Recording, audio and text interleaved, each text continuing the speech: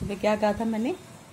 बड़ा हुआ तो क्या हुआ, जैसे पेड़ खजूर, पंथी को छाया नहीं, फल लागे अति दूर। तो इसका क्या मतलब है कि बड़ा होने से कुछ नहीं होता है जब तक बड़ा होने का कोई अर्थ ना हो, यानी कि बड़े होने की कोई वैल्यू ना हो, बड़े होने का कोई फ़ायदा ना हो। जैसे एक बहुत बड़ा पेड़ होता है खजूर का, है ना, तो लोग उसको इग्नोर करके चले जाते हैं। क्यों? क्योंकि वो छाया भी नहीं देता है। अब ना ही जो उसके फल होते हैं वो आम आदमी तोड़ सकता है। अब कोई पंथी का मतलब होता है जो राहगीर होता है ना, तो पंथी या यात्री या राहगीर, पहले क्या होता था, सफ़र पैदल होता था, है ना।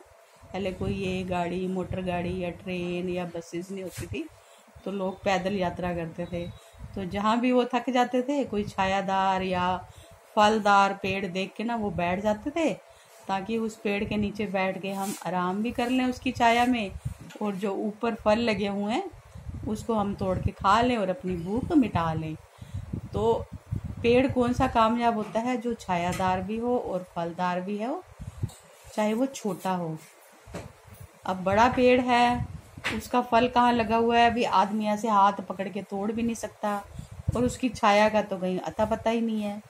तो इसलिए कहते हैं कि बड़ा होना या छोटा होना उसका कोई मायने नहीं रखता है।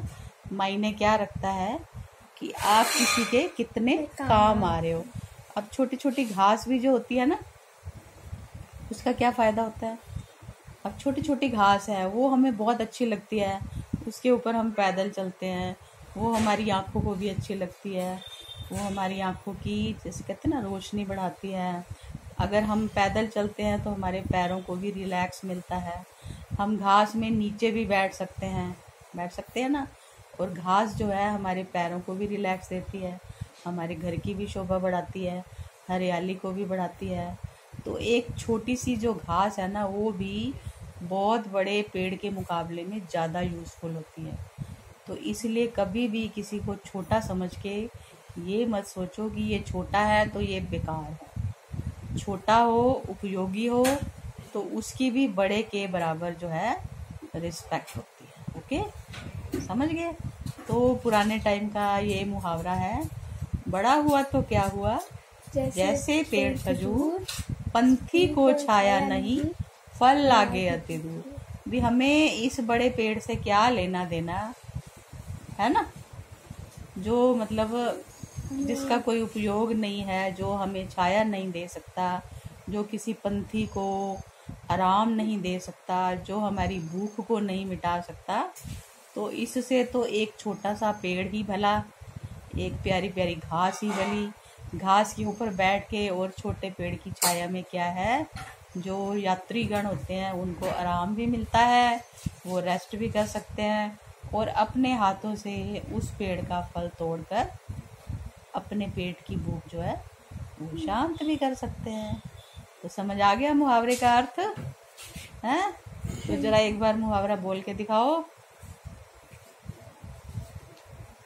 बड़ा हुआ तो क्या हुआ, जैसे पेड़ खजूर, पंथी को छाया नहीं, फल लागे अति दूर। बस, तो किसी की पहचान जो होती है वो उसके कर्मों से होती है। खजूर के पेड़ की इतना ऊंचा होता है सबसे, उसके ऊपर लंबे लंबे पत्ते लगे होते हैं। अब उनके नीचे छाया तो आती नहीं है। तो दादी मम्मा ये कहने का मतलब ये है कि उपयोगिता छोटे या बड़े होने से नहीं होती है, उपयोगिता उसके कर्मों से होती है। ओके, सही मायने में इसका ये अर्थ है। समझ आ गई? चलो ठीक है, अगली बार कोई और मुश्किल सा मुहावरा चुनेंगे, फिर मैं तेरे को इन डिटेल जो है समझाऊंगी। चलो।